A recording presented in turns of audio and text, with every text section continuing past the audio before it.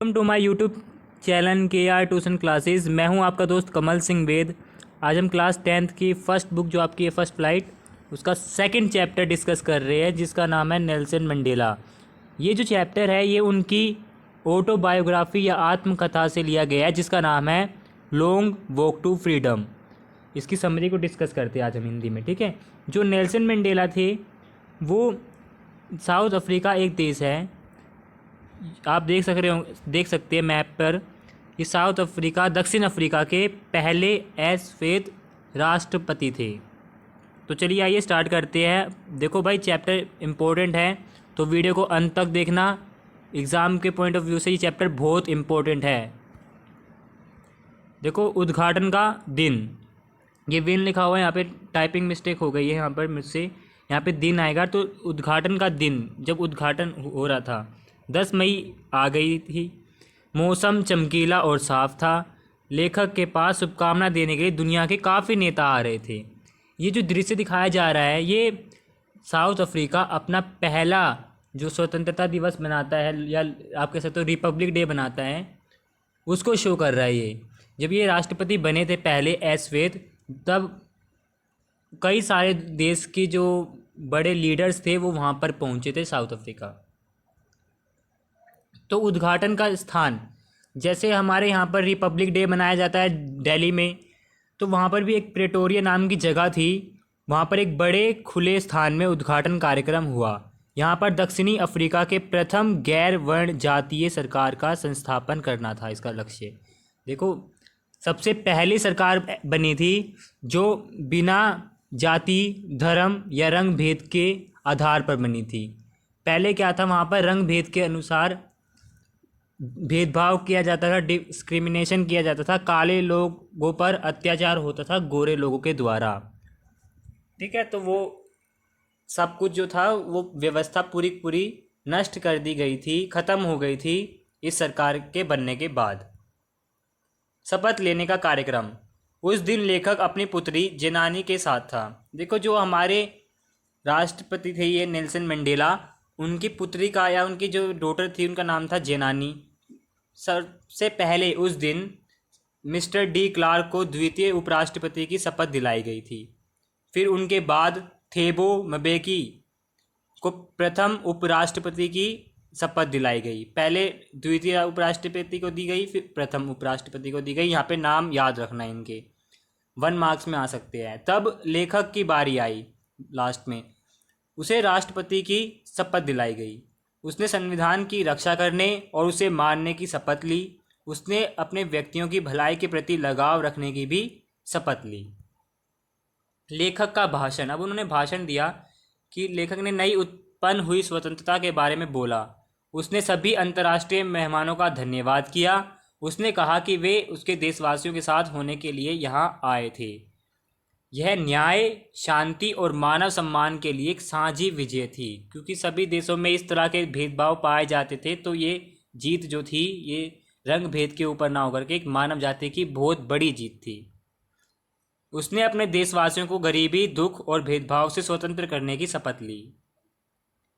Jet और हेलीकॉप्टरों द्वारा प्रदर्शन, देखो यहाँ पर आप देखते होंगे इंडिया में जब हमारे रिपब्लिक डे सेलिब्रेट किया जाता है तो यहाँ पर आतिशबाजी की जाती है, प्लेन, हेलीकॉप्टर्स तरह तरह के करतब दिखाते हैं, परेड निकलती है। तो कुछ उसी तरह का जो माहौल है, उसी तरह का एक एटमॉस्फेयर क्रिएट हुआ था 10 मई को। कुछ क्षणों पश्चात दक्षिणी अफ्रीका के रंगीन जेट और हेलीकॉप्टर वहाँ यूनियन की बिल्डिंगों पर उड़े। यह नई सरकार के प्रति उसके प्रजातंत्र के लिए सैनिक वफादारी थी। जो नई सरकार बनी थी उसके प्रति सैनिक अपनी वफादारी दिखा रहे थे। फिर अपनी छाती पर तमगे लगाए हुए मिलिट्री के उच्चतम जनरलों ने, जो हाई पोस्ट पर जनरल्स थे, उन्होंने लेखक को सलाम किया, सल्यूट किया। उसने सोचा, नेल्सन मंडेला ने सोचा कि काफ़ी वर्ष पहले इन्होंने उसे गिरफ्तार कर लिया था। देखो, जो कमांडर थे जो उनको सल्यूट कर रहे थे, जो ऑफिसर थे, वो गोरे लोग थे और उन्होंने ही उस जो नेल्सन मंडेला थे हमारे, उनको जेल में डाल दिया था। तो आज देखो वक्त का चक्र बदला और आज वही लोग उनको सल्यूट कर रहे हैं। राष्ट्रीय गान का गाना, उस दिन लेखक के लिए देखो वहाँ पे 2 राष्ट्रीय गान गाए गए। गोरे जो लोग थे, जो सफ़ेद रंग के थे नस्ल में, उन्होंने नकोसी सिकेलल, ये राष्ट्रीय गाना है वहाँ का, उन्होंने वो गाया। और जो अश्वेत लोग थे, काले लोग थे, उन्होंने डाई स्टेम गाना गाया। ये सभी सभी गाने गणतंत्र के पुराने गाने थे। लेखक के विचार, अब वो अपने विचार बताते हैं। उद्घाटन के उस दिन लेखक ने इतिहास के बारे में सोचा। पहले दशक में दक्षिणी अफ्रीका के व्यक्तियों ने अन्य काले व्यक्तियों के साथ अपने भेदभाव समाप्त कर लिए थे। उस दिन सारे भेदभाव समाप्त हो गए थे। उन्होंने अपनी श्रेष्ठता के सिस्टम को भी बना लिया था। यह सर्वाधिक सख्त समाजों का आधार था। अब यह व्यवस्था समाप्त हो गई थी, रंग भेद वाली। अब ये व्यवस्था बन गई थी जो सभी व्यक्तियों के अधिकारों और स्वतंत्रता को पहचानती थी।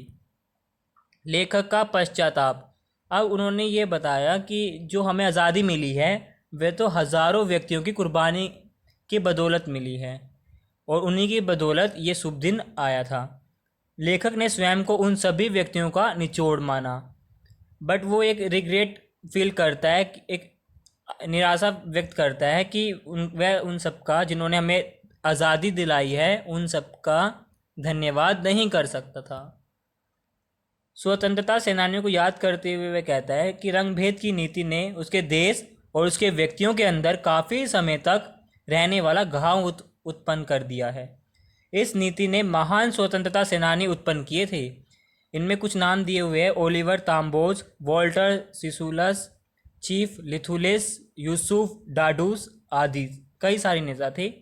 वे असाधारण उत्साह, बुद्धिमत्ता और उदारता के प्रतीक थे, जो ये इन व्यक्तियों के जिनके नाम आए अभी ऊपर। ठीक है। देश खनिज पदार्थों में अमीर था, खनिजों की भरपूर मात्रा थी उनके देश में, परंतु उसके जो असली धन था साउथ अफ्रीका का, वो था उसके व्यक्ति। और हर देश, चाहे कोई भी देश हो, उसके असली धन, असली रत्न उसकी जनता ही होती है। उत्साह की परिभाषा, इन व्यक्तियों से लेखक ने उत्साह का अर्थ समझा। उन्होंने अपने जीवन को खतरों में डाला था, जिन्होंने आज़ादी दिलाई थी। उन्होंने काफ़ी संघर्ष किया था अपने जीवन में, काफ़ी चीज़ें सही थी। उसने सीखा कि उत्साह भय की अनुपस्थिति नहीं थी, परंतु इसके ऊपर विजय थी। जैसे आप लोग इंग्लिश से डरते हो कि भाई हम इंग्लिश नहीं सीख पाते, नहीं समझ पाते, अगर आप उस डर को निकाल दो और आप इतनी इंग्लिश पढ़ लो, इतना इसके अंदर डीपली चले जाओ और पढ़ते रहो, स्टडी कर लो, तो आप देखोगे कि आपका डर ख़त्म हो जाएगा। आपको लगेगा कि इंग्लिश तो बहुत ही ईजी लैंग्वेज है। तो उसी डर को ख़त्म करना कहलाता है उत्साह। ये पॉइंट ऑफ व्यू दिया था नेल्सन मंडेला ने। मनुष्य की प्राकृतिक महानता, लेखक कहता है कि कोई भी व्यक्ति रंग धर्म के कारण दूसरे व्यक्ति से घृणा करता हुआ जन्म नहीं लेता। मतलब कि जन्म से ही कोई व्यक्ति किसी से धर्म के आधार पर, रंग के आधार पर कभी भी भेदभाव नहीं करता। उन्हें प्यार करना सिखाया जा सकता है। जिन लोगों में ऐसी भावना हो गई है, प्यार मानव दिल में प्राकृतिक रूप से आता है। एक बार क्या होता है, एक जो गोरा गार्ड होता है वो उनको जेल की दीवार पर उनको मतलब ऐसे धक्का दे देता है, उनको घसीट देता है। तब भी उसके दिल में, जो गोरा व्यक्ति था उसके दिल में नेल्सन मंडेला मानवता के प्रति जो प्यार था वो देख पाते हैं। ये मनुष्य की आवश्यक अच्छाई थी, इसे कभी भी समाप्त नहीं किया जा सकता। मनुष्य के कर्तव्य के बारे में नेल्सन मंडेला कहते हैं कि जीवन में हर व्यक्ति के दो कर्तव्य होते हैं। एक तो अपने परिवार के ऊपर, कि उसे अपने परिवार का पालन पोषण करना है, और दूसरा होता है अपने समाज या अपने देश के प्रति, कि उसे अपने देश के लिए क्या करना है। लेखक को इन दोनों कर्तव्यों को पूरा करने में काफ़ी कठिनाई आई, क्योंकि उनके टाइम पर क्या था, जाति व्यवस्था या रंग भेद की नीति थी। यह इसलिए था क्योंकि दक्षिणी अफ्रीका में काले व्यक्तियों को यदि एक मनुष्य की तरह कभी नहीं समझा जाता था, उनको सजा दी जाती थी। ऐसे व्यक्ति को अपने ही व्यक्तियों से अलग रहने के लिए मजबूर किया जाता था। उनको उनके परिवार से दूर करके जेलों में डाल देते थे अश्वेत लोगों को। इसलिए उसे अपने परिवार के प्रति कर्तव्यों को पूरा करने की अनुमति नहीं थी। स्वतंत्रता की परिभाषा देते हुए वे कहते हैं कि लेखक स्वतंत्र पैदा हुआ है। जो नेल्सन मंडेला कहते हैं हम स्वतंत्र पैदा होते हैं, वह स्वतंत्र होने की भूख के साथ पैदा नहीं होता। उनको आज़ादी चाहिए ही नहीं होती जब बच्चा कोई पैदा होता है ना। वह अपने पिता के आज्ञा पालन करने में और अपने कबीले के रीति रिवाजों को मानने में स्वतंत्र था। परंतु जैसे जैसे वो बड़े होते गए, उन्होंने महसूस किया कि उनकी स्वतंत्रता तो सिर्फ एक भ्रम है। उसने स्वतंत्रता के लिए भूखा मरना आरंभ किया, और जब तक उससे स्वतंत्रता नहीं मिली, उसके पीछे वो क्या करता रहा, संघर्ष करता रहा तुम्हारा नेल्सन मंडेला। विद्यार्थी के रूप में वह पढ़ना चाहते थे और स्वतंत्रता पाना चाहते थे। जोहान्सबर्ग के युवा के रूप में वह अपनी ताकत के अनुसार स्वतंत्रता चाहते थे। वह अपने परिवार की रोजी रोटी की भी स्वतंत्रता चाहते थे। स्वतंत्रता की इच्छा द्वारा उनका बहादुर बनना।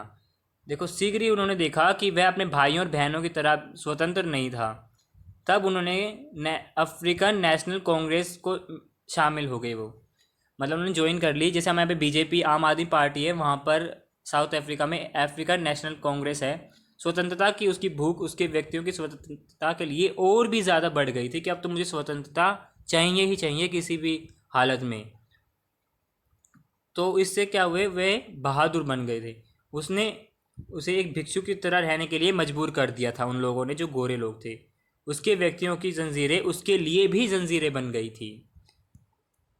बिना मानवता के अत्याचारी और अत्याचार सहने वाले लेखक, देखो लेखक जानता था कि अत्याचारों को अत्याचार सहन करने वालों की तरह स्वतंत्र किया जाना चाहिए। देखो अत्याचार जो व्यक्ति कर रहा है, ऐसा मतलब वो तो फ्री है, लेकिन जिसके ऊपर अत्याचार हो रहा है वो तो किसी न किसी तरह से ओब्रेस्ड हो रहा है, किसी तरह से दबाव में आ रहा है, तो उसको ज़रूर हमें आज़ाद करना चाहिए। एक व्यक्ति जो दूसरे व्यक्ति की स्वतंत्रता छीनता है वह घृणित होता है, उसे लोग नफरत करते हैं, जिससे जो किसी की स्वतंत्रता छीन लेता है। कोई भी व्यक्ति स्वतंत्र नहीं है यदि वह किसी दूसरे व्यक्ति की स्वतंत्रता को छीन रहा है या ले रहा है। दोनों अत्याचारी और अत्याचार सहन करने वालों से मानवता छिन जाती है। तो ये थी आपकी बेसिक सी मैंने समरी बताई आपको। अगर वीडियो अच्छी लगी हो तो लाइक कर देना, शेयर कर देना अपने दोस्तों के साथ, और अगर चैनल पे नए हो तो चैनल को